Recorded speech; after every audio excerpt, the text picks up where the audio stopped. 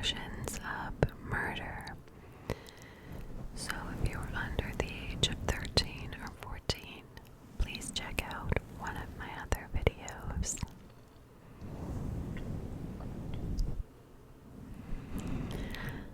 I first want to say that I'm so thankful for every one of my subscribers. If you're new here, which I get a handful of new subscribers every day, so if you're new here, hello and welcome. Thank you so much for subscribing and supporting my channel. Whether you've been here since the beginning or you're new, I very much appreciate you. And if you have not subscribed, I would ask that you please consider that if you enjoy my content, of course, because it really helps my little channel grow.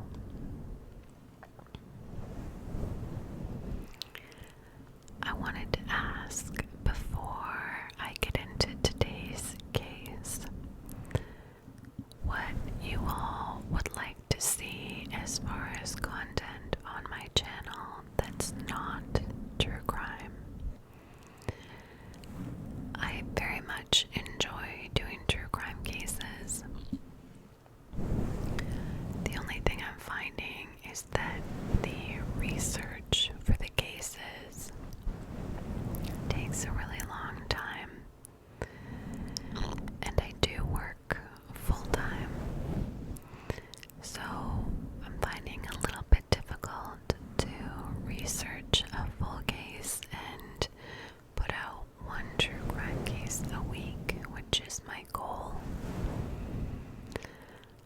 This case today is a little bit shorter of a case. However, the next case that I'm researching is a massive case, and you guys will see that when it comes out in the next week to week and a half. But as I mentioned, I did want to ask, what other type of content would you like to see? I have done a couple true crime survival stories, and I really enjoyed doing those, and I will put out those kind of videos every few weeks, I think.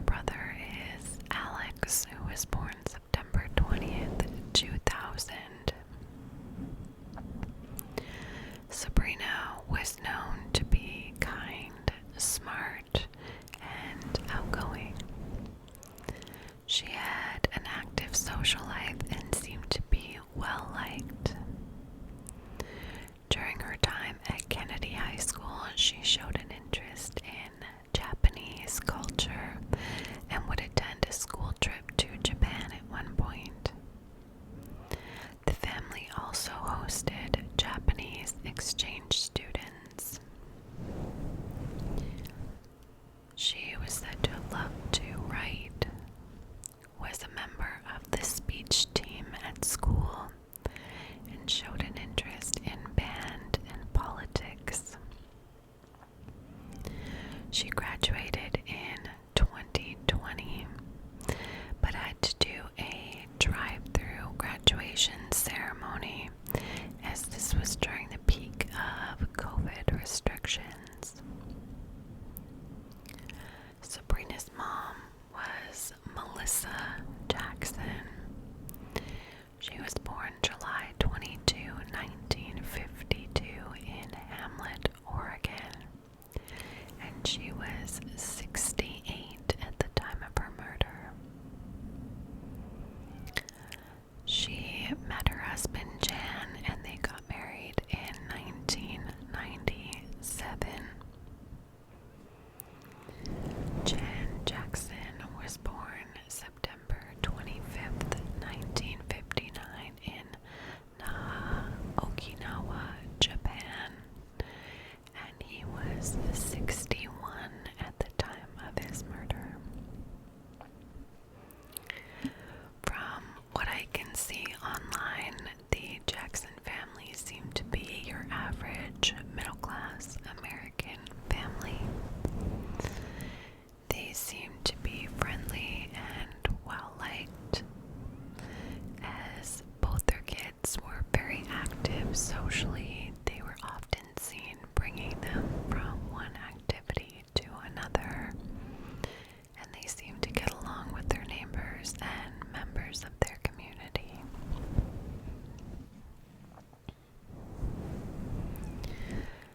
So on the morning of June 15th, 2001, Alex Jackson calls 911 saying that an intruder broke into his house through a basement door and shot him and his father. When first responders arrived at the scene, they find Alex inside the house in the hallway outside of his bedroom, laying on the ground with a gunshot wound to his foot. They can see bloody footprints in the hall leading up to where he's laying, as well as bloody footprints in the bedroom walking towards where he's laying. They find Alex's dad, Jan, on the living room floor, deceased and covered in blood. And when they go upstairs, they find Sabrina's body in her bedroom and Melissa's body in her bedroom. All three of them had been shot to death by multiple gunshot wounds. Alex tells investigators that he had been sleeping on the porch when he heard a strange sound at about 8 a.m. He says he got up to investigate and claims to have seen the intruder in their basement messing around with the family's rifle. He says that he ran at him. They struggled, and during the struggle, either he shot himself in the foot or the intruder pulled the trigger, but that they were fighting over the gun when he was shot. He claimed that after he was shot in the living room area, he walked bloody into the bedroom to get the phone to call 911. He described the shooter as a tall African-American male wearing all black, a ski mask, gloves, and green shoes. Police would quickly review surveillance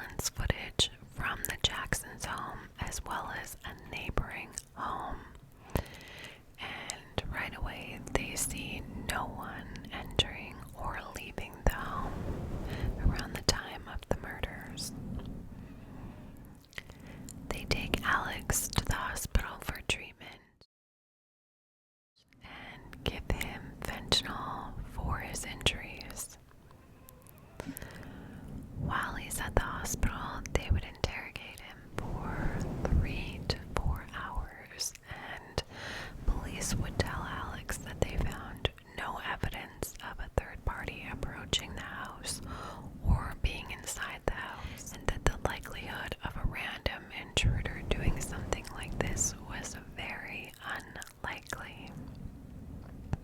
However, Alex would maintain his innocence throughout his questioning. So it's pretty clear that very early on, investigators and police are not fooled by what Alex is telling them, and they hone in on him pretty quickly just based on the very obvious evidence disputing what he's saying. So during their investigation, one of the first things they noticed is that the bloody footprints in the bedroom were only exiting the bedroom towards where Alex was laying and not entering it. If Alex had run into the bedroom to call 911 after being shot, there should be blood leading up to the bed where he made the call, but there were only footprints walking away from the bed in the bedroom. So this is suspicious right away. They find that all the victims were shot with a .22 caliber Browning semi-automatic rifle. This rifle in particular is owned by the Jackson family, and the case for the gun was found under Alex's bed.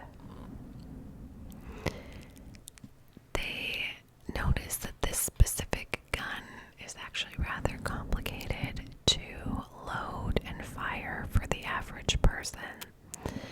So it's not a rifle that you could just pick up and shoot if you didn't have knowledge of this specific weapon and how to use it. In fact, when they were doing their investigation, they had to look up instructions on how to properly load it and fire it because they couldn't figure it out on their own. And these are professionals who deal with a lot of guns. Investigators find no evidence, DNA or otherwise, of anyone other than the family being at the home that day. When they do a DNA swab on the rifle, they find 2 palm prints that were an exact match to Alex's palm print. When they analyzed the blood splatter evidence in Alex's room near his bed, they come to the conclusion that Alex shot himself. This aligns with the angle of the bullet wound in his foot, and again, just how the blood splatter was around this area, it all indicates that he shot himself. He also indicated that he was shot in the living room area, but the blood found in the living room does not match that story.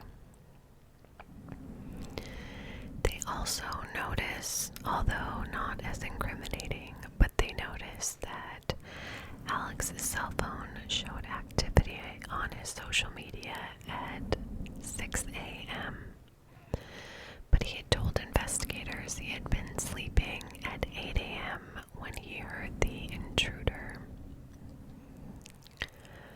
So although Alex continued to maintain his innocence, clearly police were not convinced, and he was charged pretty early on with the murders of his parents and sister.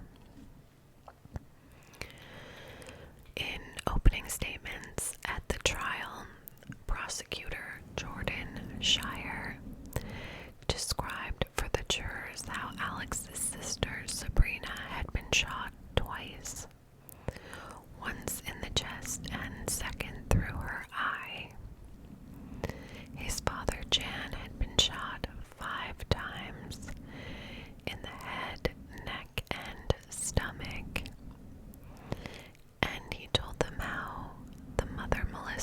shot twice, both times in the head from a close range. He would go on to argue that the pattern of shots in each case started from a distance and became closer and more personal, and that the story the defense would tell of a third-party intruder was nothing but a complete fabrication. They, of course, strongly focus on the DNA evidence in this case, such as the palm print on the murder weapon. They present the blood splatter analysis results indicating Alex shot himself, as well as focus on the surveillance footage from outside the home, proving no third party came or went from the home at the time of the murders.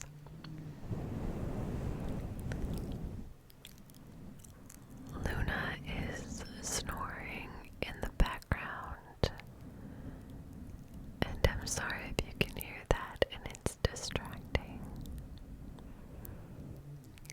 I might have to move her. Let's see.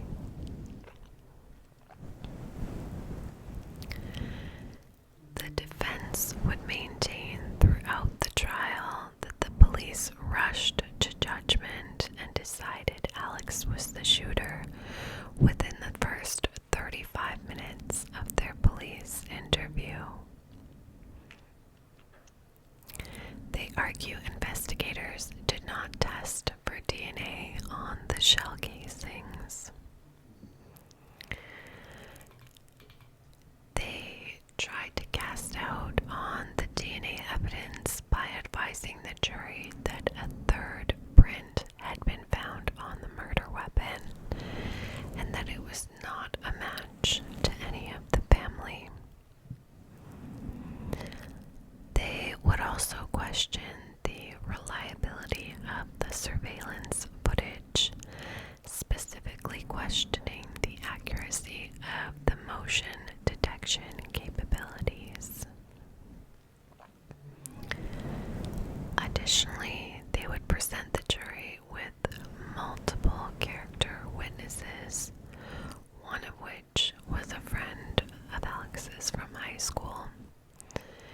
They would all claim this was completely out of character for Alex. They would paint a picture of him as being even-tempered and someone who never got into trouble. But after only 6 hours of deliberation, on January 25th, 2023, Alex was convicted of 3 counts of first-degree murder. He was 20 at the time of the shootings and 22 at the time of his sentencing. When the verdict was read, apparently Alex had a very stoic, emotionless expression. And although he would appeal the verdict, of course, questioning, among other things, the sufficiency of the evidence, but the court would uphold this decision, and I'll read the part of the conclusion from the court documents. It says, "The state presented sufficient evidence to establish Jackson committed the murders. The district court correctly instructed the jury. The district court did not abuse its discretion by admitting the video exhibits of Jackson's interviews with investigators. However, the court erred by permitting officer testimony about what neighbors and construction workers said they observed. That specific testimony was not necessary to explain the officer's responsive conduct. However, no prejudice resulted from its admission,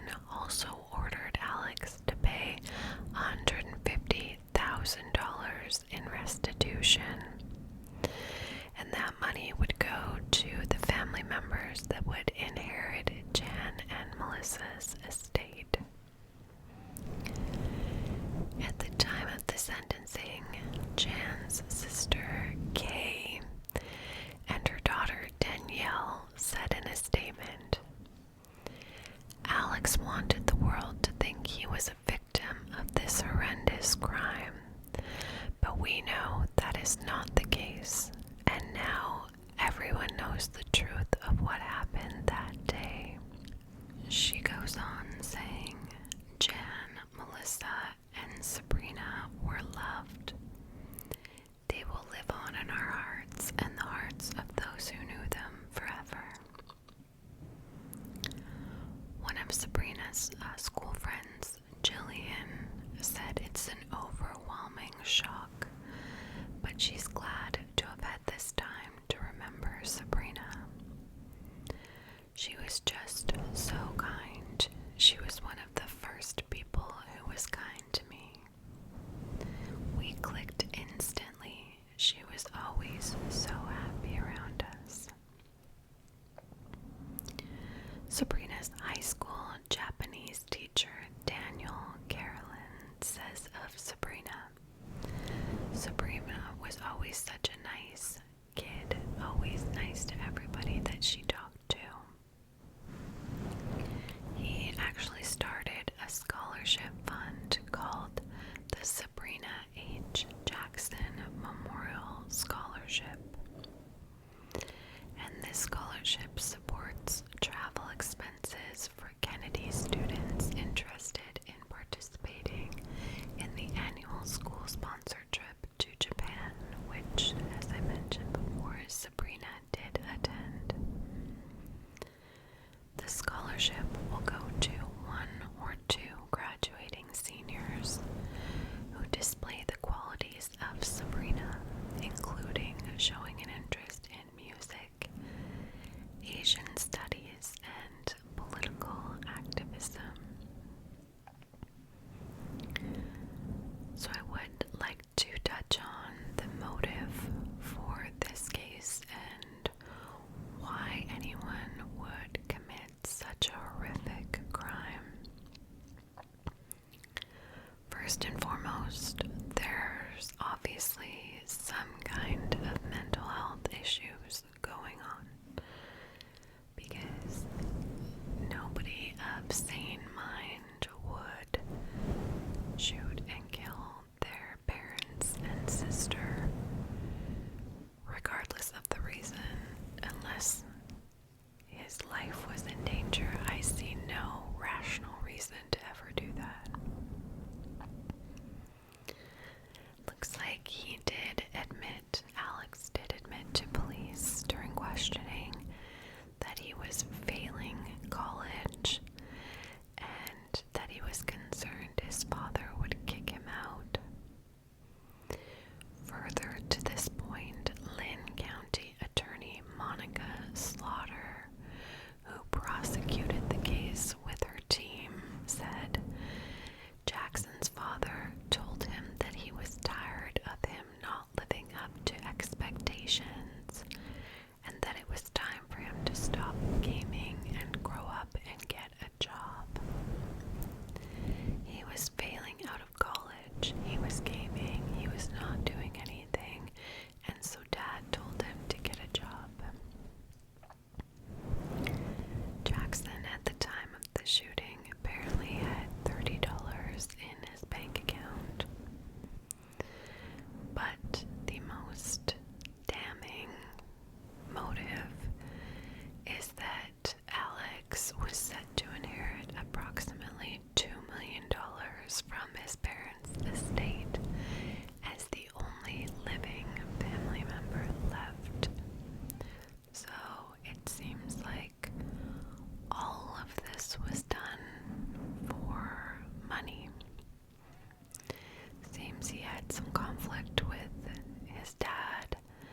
I'm sure his mom felt similarly, and that tension went beyond just issues with his dad. I mean, it must have, because he's killed all three of them. Or maybe it was just